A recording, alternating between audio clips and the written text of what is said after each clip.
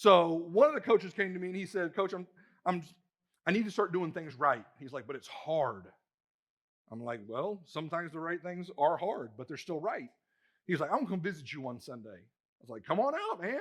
One of the other coaches who has been here realizes he needs to know certain things about Catalyst that he probably doesn't know if he grew up going to a black church.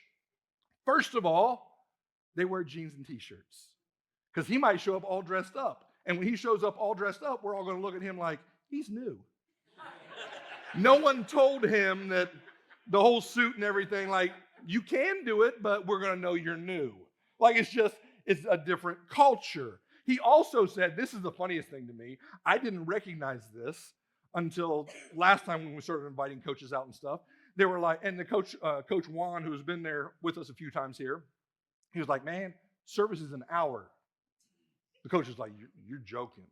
Like, he literally didn't believe another one of the coaches, because in the black culture, you show up and you go 3-5 hours. Like, you just staying.